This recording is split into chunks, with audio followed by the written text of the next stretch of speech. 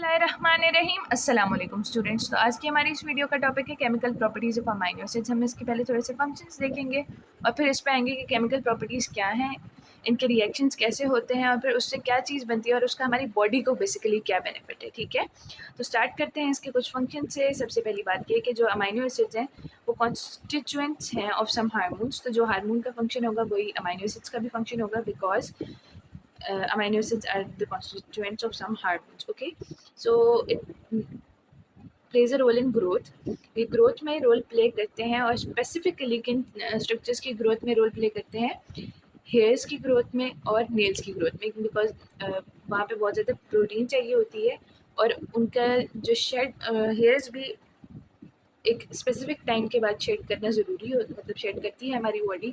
और जो नेल्स हैं वो भी, हम जाहिर सी बात है, वो कट होते रहते हैं और उसके बाद रीजनरेशन जो है वो, उसके लिए अमाइनो एसिड्स बहुत ज़रूरी है हमारी डिफरेंट स्ट्रक्चर्स के लिए। इन जिसमें स्पेसिफिकली क्या इंक्लूडेड है, हमारे हेयर्स और nails.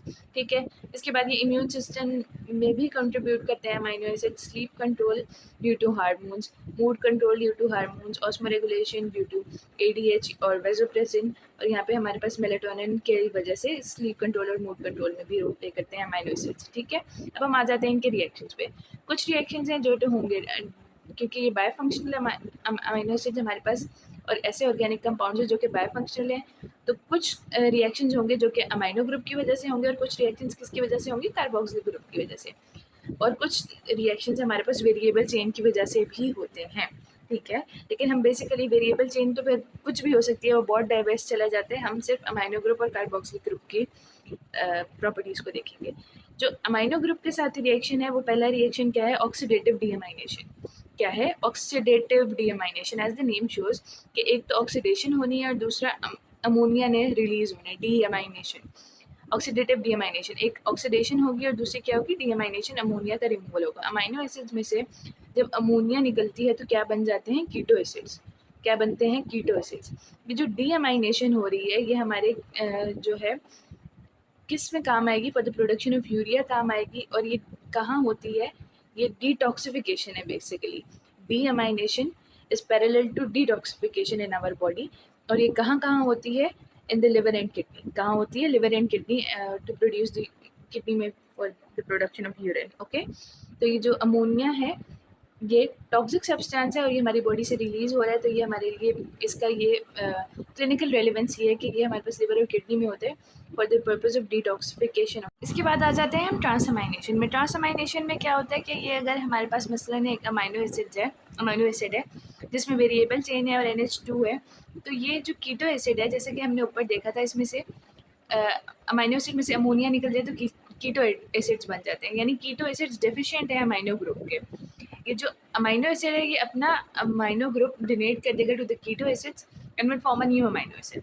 But will it form, it will form a new amino acid. इसको क्या कहते हैं, ट्रांसअमाइनेशन। इस तरह से हमारी बॉडी में एक अमाइनो एसिड से मजीद अमाइनो एसिड्स बन जाते हैं। और जो अमाइनो एसिड्स हमारी बॉडी में बनते हैं उनको क्या कहते हैं, नॉन एसेंशियल अमाइनो एसिड्स। क्या कहते हैं, नॉन एसेंशियल अमाइनो एसिड्स। इसके बाद है सॉल्ट फॉर्मेशन। हमें पता है कि जो NH2 ग्रुप है ये बेसिक ग्रुप है, it will react with the acids to form a neutral salt and water. Okay, और इसके बाद हम आ जाते हैं निनहाइड्रिन टेस्ट पे। निनहाइड्रिन टेस्ट क्या है, it is a detection test for the amino acids, basically alpha amino acids. Basically for alpha amino acids. Alpha amino acids कौन से होते हैं, जिनका जो जिनकी अटैचमेंट, जिनके कार्बन एटम की अटैचमेंट हर जो कार्बन एटम है वो हर डिफरेंट ग्रुप से, 4 साइड्स पे डिफरेंट ग्रुप से अटैच्ड हो। ठीक है, तो it is use for the detection of alpha amino acids. Alpha amino acids में क्या होता है कि जब निनहाइड्रिन डालते हैं सॉल्यूशन में, इसका सॉल्यूशन बना के अमाइनो एसिड्स डालते हैं, ये निनहाइड्रिन डालते हैं सॉल्यूशन में, तो वॉयलेट या फिर पिंक टू ब्लू कलर आता है। कौन सा कलर आता है, वॉयलेट या फिर पिंक टू ब्लू कलर आता है विद द निनहाइड्रिन। इसके बाद आ जाते हैं reactions due to the carboxylic group.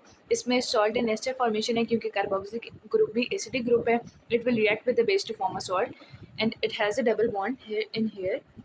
This is the structure of a carboxylic acid. So it can react to form an ester. What will it form? It will form an ester or it may form an salt. Okay, उसके बाद है decarboxylation. ये जो amino acid है इनमें से अगर carbon dioxide remove हो जाए तो क्या बन जाते हैं, अमाइड्स। अमाइनो एसिड्स में से कार्बन डाइऑक्साइड रिमूव हो जाता है, बन जाते हैं अमाइंस। बाकी क्या बन जाते हैं अमाइंस, इनमें NH3 ग्रुप होते हैं, ठीक है। और ये जो अमाइंस हैं इनमें एक बहुत बहुत बहुत इंपॉर्टेंट अमाइन क्या है, गाबा।